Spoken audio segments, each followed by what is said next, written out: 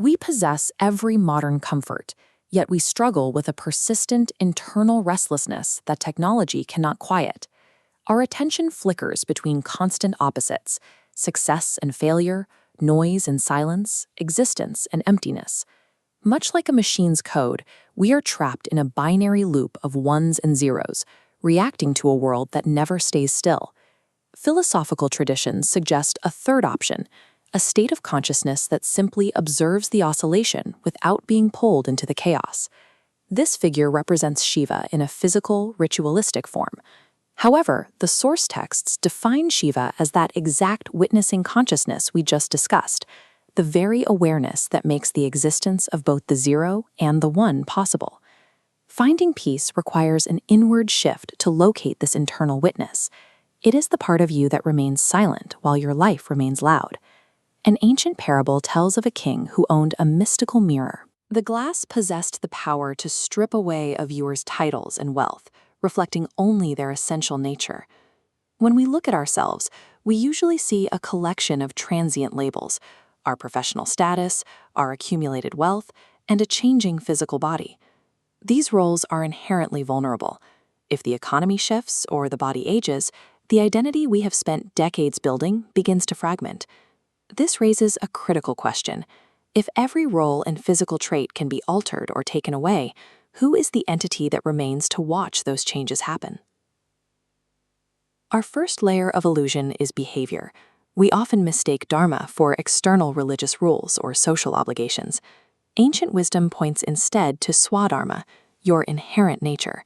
This is the specific work or expression that aligns so perfectly with your character that time seems to stop while you do it.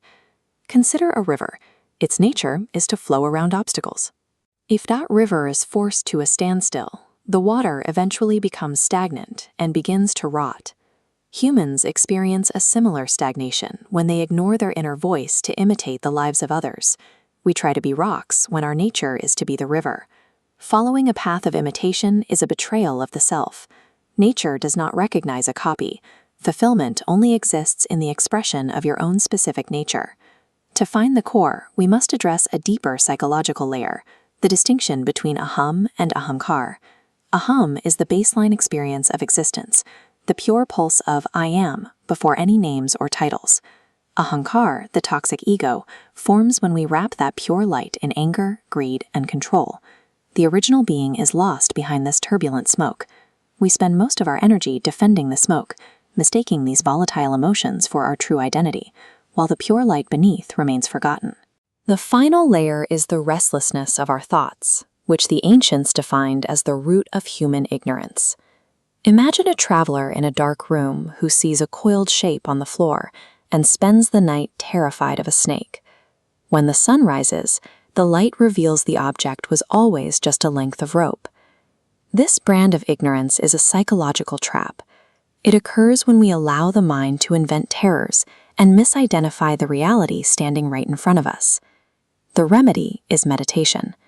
Rather than struggling to stop your thoughts, you simply step back and observe them. When the mental water becomes still, it finally begins to reflect reality accurately. True self-knowledge is the act of turning on the light.